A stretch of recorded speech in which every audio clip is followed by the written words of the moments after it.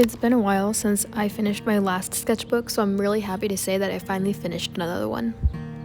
For the sketchbook tour, I'm planning on releasing 2 videos on it. This video is a shorter version where basically I talk about my thoughts and feelings about this 100-day challenge, my thoughts on the sketchbook, stuff like that. And the second video, which I'll release maybe next week or just whenever because my posting schedule is so bad. But that tour will just be basically me talking in depth about each piece.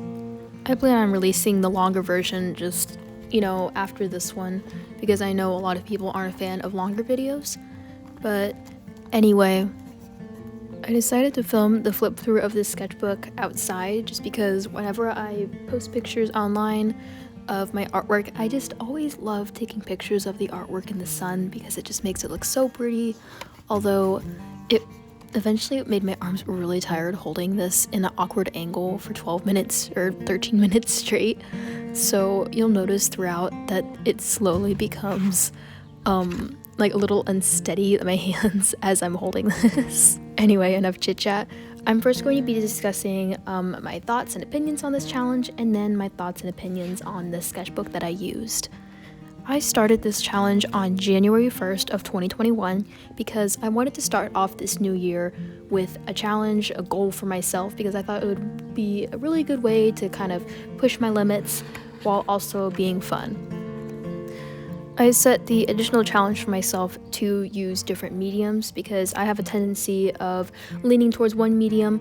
As you can see, if you check out my first sketchbook tour, I believe, there's at some point where I become very invested into watercolors, and that's all I work with the last half of the sketchbook. And while it's nice, working with the mediums you really enjoy, I always feel bad for neglecting my other mediums, so I decided to use gouache, acrylic, and watercolor. The first couple of months, it was really nice doing this challenge. It was fun working with different mediums, and it was nice almost making myself set some time aside because I have a habit of constantly working but not letting myself relax because I really put those important obligations first. But sometimes I need to, I guess, take care of myself, if that makes any sense. So every day I would get to set a little bit of time for myself so I could enjoy just doing what I love. Throughout the challenge, though, I encountered some problems. The sketchbook that I used was a Canson XL mixed media paper, and I'm sure I have mentioned this paper a lot of times because, I like using it. I couldn't find a specific sketchbook that had exactly 100 pages, so what I did was I bought a mini sketchbook of the mixed media paper, and it had 60 pages in it total, and I just ripped out 10 of them so that there was 50 pages, and I just planned on painting on each side so that there would be exactly 100 paintings on each page. Now here's the thing about mixed media paper. While yes, you can use more than one medium on it, since it's kind of multi-purpose, it's not going to be super absorbent for watercolors or gouache. It's going to be semi-absorbent but still have a nice texture so you could draw on it, if that makes any sense.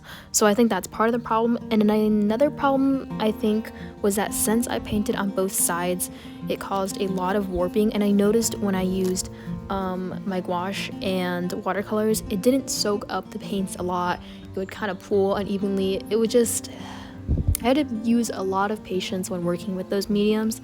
And throughout the last month or so of the challenge, I was just kind of running out of patience. I was definitely getting near the end of the school year, so I was really stressed out with grades and stuff.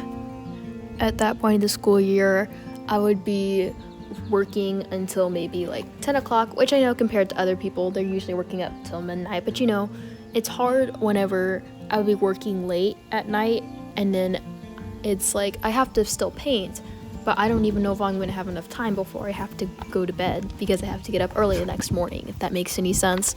So, my patience was just running really thin. I was definitely not in the right mindset near the last half of the challenge.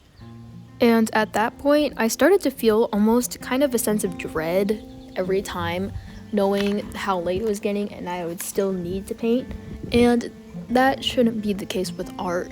I know unless you like art is your job, your profession, there's always going to be a little bit of a sense of stress if there's a deadline, but I was really pushing for myself to get this challenge done. Now I know with some people with the 100-day challenge, I guess they kind of take a few liberties or just kind of like interpret it in their own way.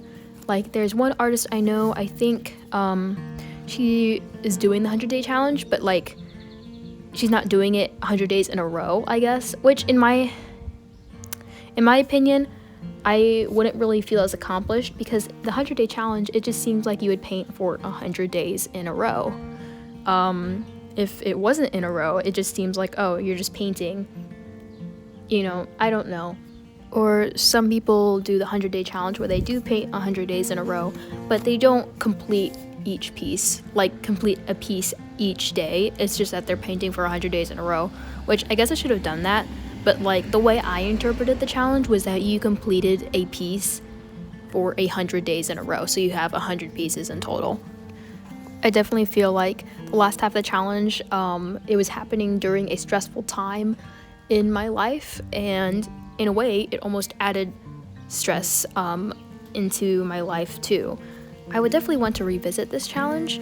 I just think that the mindset I was in was not great near the end, so I think if I were to revisit this challenge, it would have to be once I'm out of school and actually have time to do this. I think the combo of stress of school, stress of the challenge, and even, the impatience of like how the watercolors and the gouache was working because of just how I was reacting. I definitely think that part of it was just because while I love the mixed media paper, it obviously isn't 100% cotton paper, which is to be expected, but I also think part of it was because I painted on both sides. I just think a lot of factors made me not enjoy this challenge near the very end, and at that point I was starting to get through I was starting to develop an kind of art block, and it came to a point where it was just I would work in the background, but I would not finish the piece because I had no motivation to really finish the piece. And afterwards, when I technically was supposed to be done with the sketchbook, which was April 10th, I technically painted on every single page, but all the pieces were not complete. So that's why it took so long for me to really finish the sketchbook, because as much as I wanted to put the sketchbook away, I still wanted to finish each piece so that there was a finished, polished piece on each page. But yeah. At one point, I really did enjoy this challenge, and like I said, I would love to revisit it. I would probably have to revisit it in I don't know, I'm not in the mood to do math in a lot of years because I'm still in school, and I think I would have to be out of school for it to really work, so I have the time to really make a completed piece. I think another thing I would have to do is maybe get 2 sketchbooks, or maybe just get a sketchbook that is big enough to hold 100 pieces and just paint on one side so that it doesn't do that weird pooling thing. And I think overall after that, I would really enjoy this challenge again. But anyway, those are my overall opinions on the sketchbook and the challenge itself. Like I said, I think next week or just whenever I get to it, I will post a more in-depth view of this sketchbook where I basically talk about my opinions on the piece, what was going on through my head, stuff like that.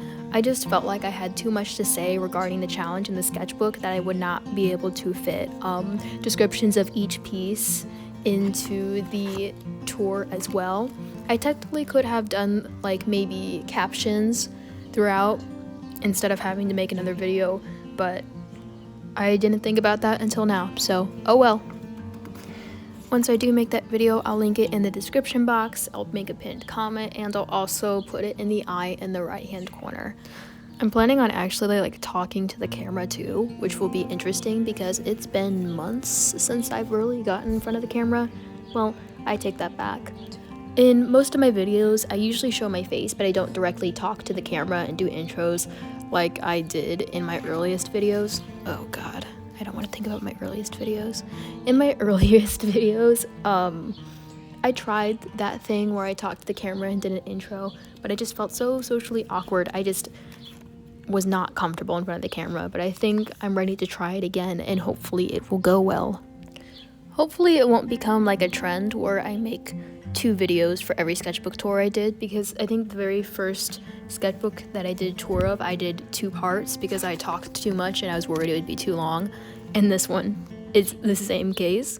So hopefully next sketchbook it will just be 1 video and you guys don't have to constantly, well, I guess if you want to watch it you'll click it. If you don't want to, then you won't watch it. So I guess I shouldn't worry about it.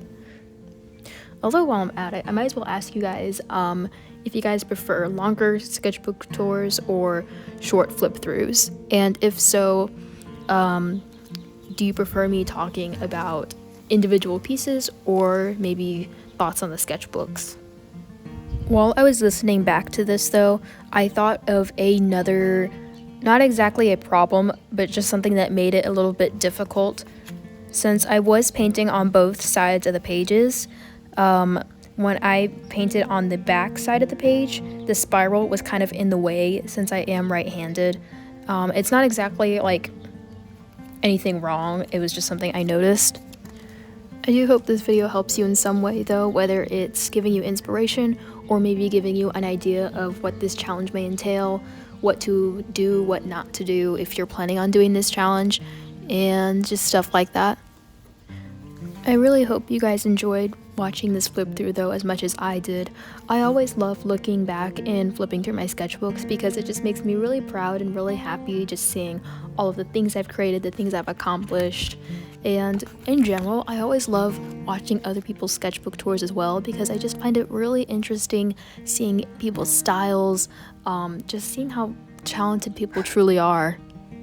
It really is amazing seeing how an artist can turn a blank sheet of paper or even canvas into something beautiful just from a couple of materials that they were given. I really do love art because it brings to life your imagination and kind of these feelings that are bundled up inside. Art really is healing. Art is therapy, and that's the reason why I chose my channel name. I really encourage you guys to document your works in your sketchbook so that one day you can look back and perhaps look back and maybe see improvement, or even just look back and have something that you're really proud of. But anyway, regardless, I hope you guys enjoyed this video. I hope you enjoyed some of the pieces. If you have a particular spread or specific piece that was your favorite throughout this flip through, comment down below with a timestamp or just maybe with a date, because I know I cut the date off with my shaky hands, but in some of the shots you can see the date and the day that I completed the painting. And as always, don't forget to like and comment, and if you really want to subscribe to my channel, I would recommend when you click the subscribe button to do the little notification bell, because ever since school has started this year, I have not been able to post consistently at all, so it just notifies you when I do post once in a blue moon. I'll try to make a post on my Instagram or something when I release the second flip through of this, where basically I do talk more in depth about each piece. And as always, I will see you next video. Thanks for watching.